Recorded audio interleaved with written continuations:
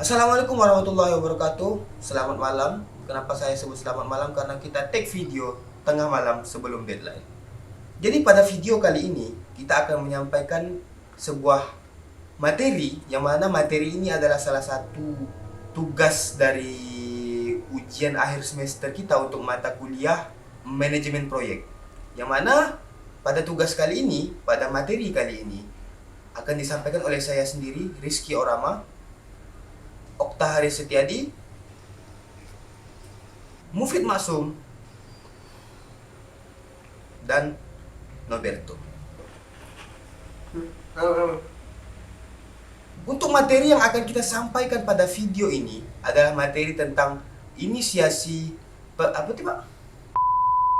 Jadi pada video kali ini yang akan kita bahas adalah inisiasi, perencanaan, dan eksekusi sebuah proyek.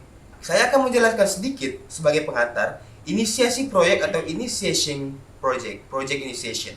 Initiation project ini adalah tahap awal suatu proyek akan dimulai. Dalam artian memberikan gambaran suatu proyek dalam bentuk definisi atau piagam proyek. Dari definisi proyek ini akan kelihatan gambaran global sebuah proyek yang akan dikerjakan. Gambaran global ini biasanya berisi ruang lingkup proyek, tujuan proyek, waktu pengerjaan proyek, biaya proyek, dan informasi umum lainnya. Inisiasi proyek dalam hal ini adalah dokumen definisi proyek akan dijadikan sebagai bahan pegangan dan acuan dalam perencanaan sebuah proyek, yaitu pembuatan dokumen perencanaan manajemen proyek atau Project Management Plan. Tujuan dari inisiasi proyek ini adalah yang pertama, menentukan tujuan proyek secara rinci. Kedua, mengidentifikasi faktor-faktor penentu untuk pelaksanaan proyek. Ketiga, menentukan scope, jadwal, kebutuhan sumber daya proyek secara garis besar, asumsi proyek, serta batasan-batasan proyek sebagai acuan dalam membuat perencanaan manajemen proyek. Yang keempat, menentukan kriteria keberhasilan proyek. Mekanisme inisiasi proyek. Yang pertama adalah pemilik proyek atau project owner memberikan penugasan atau assignment kepada manajer proyek dalam tim proyek. Yang kedua, manajer dalam tim proyek secara bersama-sama membuat definisi atau piagam proyek dan disetujui oleh pemilik proyek. Dan selanjutnya akan dijadikan sebagai acuan dalam pembuatan perencanaan manajemen proyek. Sebagai catatan untuk inisiasi proyek pada kali ini adalah pelaksanaan project initiation adalah manajer proyek dan tim proyek. Yang kedua, project team assignment merupakan input bagi project initiation dan ditanda. Langkah selanjutnya adalah merencanakan proyek dalam bentuk project management plan berupa deskripsi detail dari definisi proyek yang telah dibuat. Semakin kompleks dan besar sebuah proyek, maka semakin lengkap pula perencanaan manajemen proyek tersebut.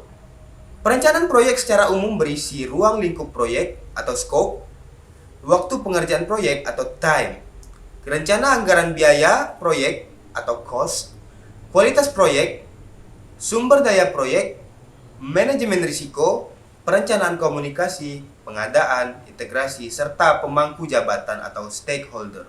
Nah, untuk materi penjelasan selanjutnya akan dilanjutkan oleh teman saya. Di sini ada beberapa tujuan perencanaan proyek. Yang pertama itu adalah masih logo. Tujuan dari perencanaan proyek. Yang pertama itu adalah menentukan scope atau schedule dan cost proyek. Yang kedua, itu adalah menetapkan prosedur dan pengontrolan proyek. Yang ketiga, itu adalah menentukan kualifikasi, personil, peran, dan tanggung jawab. Yang keempat adalah mengidentifikasikan risiko proyek dan tindakan pengulangan, serta membuat perencanaan komunikasi selama pelaksanaan proyek.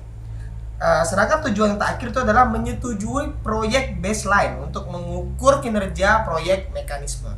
Yang terakhir dari tujuan perencanaan proyek itu adalah menyetujui proyek baseline untuk mengukur kinerja proyek. Kita lanjut ke mekanisme perencanaan proyek. Mekanisme perencanaan proyek ada beberapa, yaitu yang pertama, manajer proyek bersama-sama dengan tim proyek itu mempelajari kembali project definition atau project charter. Yang kedua itu adalah membuat project management plan untuk berdasarkan project charter tersebut.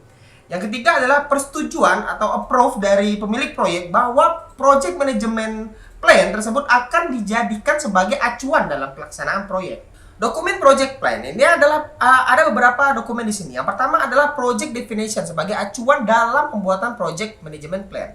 Terus ada struktur perincian pekerjaan atau work breakdown struktur. Yang ketiga itu adalah penugasan tim proyek. Ini mana nanti akan dibagi-bagi tugas dalam tim. Terus penjadwalan proyek. Terus ada rencana anggaran belanja atau RAB project. Ada perencanaan komunikasi yang meliputi meeting dan reporting. Terus ada perencanaan perubahan yang meliputi change request form atau change request law. Yang terakhir dari dokumen project plan itu adalah perencanaan manajemen proyek. Catatan, pelaksanaan project planning itu adalah manajer proyek dan tim proyek. Manajer proyek, tim proyek, dan pemilik proyek menentukan usulan perubahan harus melalui change control prosedur. Perubahan ruang lingkup, jadwal, dan biaya harus dilaporkan melalui manajer proyek, yang dimana diketahui oleh pemilik proyek dan disetujui oleh pihak manajemen perusahaan. Manajer proyek bertanggung jawab untuk memelihara, merevisi, dan mengkomunikasikan project management plan secara berkala. Terus memonitor dan melaporkan status proyek kepada pemilik proyek, serta menetapkan wewenang masing-masing dari personel tim proyek. Prinsip dalam perencanaan proyek. Perencanaan proyek adalah bagian dari manajemen proyek yang berhubungan dengan pembagian, pengalokasian, dan penjadwalan pekerjaan dalam lingkup proyek. Manajer proyek harus fokus saat melakukan perencanaan, karena perencanaan merupakan pedoman dasar agar proyek dapat diarahkan sesuai dalam anggaran, juga sesuai dengan lingkup yang ditentukan dan selesai pada waktunya. Tujuan perencanaan proyek itu untuk menyusun kesediaan suatu kerangka kerja bagi manajer proyek agar dapat menyusun estimasi yang baik dalam kebutuhan sumber daya, biaya, dan jadwal. Fungsi dalam perencanaan proyek itu adalah sebagai sarana komunikasi bagi seluruh pihak yang terkait, merupakan dasar dalam pengalokasian sumber daya dan merupakan tolak ukur di dalam pengendalian. Perencanaan biaya proyek itu adalah biaya yang diperlukan dalam suatu proyek dapat mencapai jumlah yang sangat besar dan tertanam dalam kurun waktu yang cukup lama. Perencanaan tenaga sumber daya manusia dan juga atau tenaga kerja sebagai penentuan keberhasilan proyek, yang dimana harus memiliki kualifikasi, keterampilan, dan keahlian yang sesuai dengan kebutuhan dan mencapai keberhasilan dalam suatu proyek.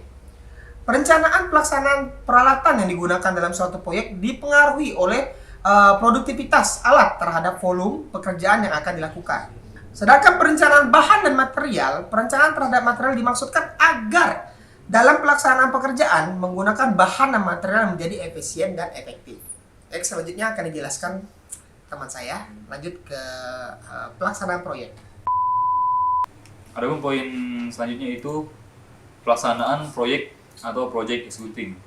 Nah, setelah proyek direncanakan secara matang dengan segala perhitungan dan pertimbangan yang ada, maka langkah selanjutnya adalah melaksanakan perencanaan proyek tersebut dalam suatu action atau tindakan. Pelaksanaan atau realisasi dari rencana proyek yang tertuang dalam project management plan ini adalah yang disebut dengan pelaksanaan atau eksekusi proyek. Jadi, pada intinya project execution adalah merupakan tindakan lanjut dari apa yang telah dituangkan dalam project management plan. Kemudian tujuan dari project executing yaitu pertama merealisasikan perencanaan proyek yang tertuang dalam perencanaan manajemen proyek atau project management plan. Kemudian mengkoordinasikan kinerja tim proyek dan mengoptimalkan serta memanfaatkan sumber daya non-personel. Kemudian merealisasikan perubahan perencanaan proyek, mekanisme pelaksanaan proyek. Setelah dibuat project management plan, langkah berikutnya yaitu manajer proyek dan tim proyek membentuk kerjasama tim selama proyek. Kemudian manajer proyek dan tim proyek melaksanakan semua tugas yang sudah tertuang di dalam project management plan. Kemudian membuat laporan pelaksanaan proyek. Kemudian mendapatkan persetujuan atau approval untuk setiap fase pekerjaan atau deliverable proyek yang telah diselesaikan. Dokumen project executing. Nah, pedoman hasil kerja yaitu suatu pedoman untuk melaksanakan monitoring terhadap proyek yang sedang dikerjakan atau dilaksanakan. Proyek akan dibatasi pada scope, time, dan cost sehingga pedoman hasil kerja atau work result guideline yang akan dibuat juga dibatasi oleh 3 hal tersebut. Pelaksanaan monitoring, pelaksanaan proyek yang dilakukan secara terus-menerus, day to day. Namun, pedoman hasil kerja disesuaikan dengan teks atau deliverable yang ada di dokumen. Yang harus disiapkan adalah work result guideline. Kemudian, project executing atau SDLC. Dalam tahap ini, executing dilakukan oleh tim IT yang membangun dan mengembangkan aplikasinya dengan konsep SDLC. Yang pertama yaitu planning. Kegiatan perencanaan meliputi analisis kebutuhan bisnis dalam dokumen project. Selain itu, penentuan penggunaan bahasa pemrograman, database, ketersediaan server, dan tools lainnya juga mulai disiapkan dalam tahap ini. Berikutnya itu analisis. Kegiatan analisis meliputi analisis dampak terhadap bisnis, mengidentifikasi potensi risiko yang mungkin ada, celah keamanan data, dan konsep high availability jika diperlukan. Nah, kemudian desain kegiatan. Desain meliputi perancangan database, pembuatan ERD, pseudocode, DFD, use case diagram, activity diagram, HIPO diagram, kemudian desain DEM, desain from, dan lain-lain. Kemudian implementation. Kegiatan implementasi ini meliputi pembuatan kode, pengujian deploy, dan go live, tes skenario dokumen, manual guidance, dan technical dokumen arus data.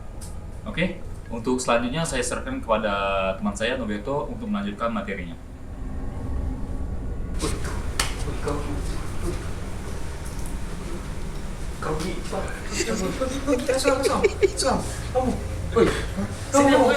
Perkenalkan langsung sini. Langsung tutup.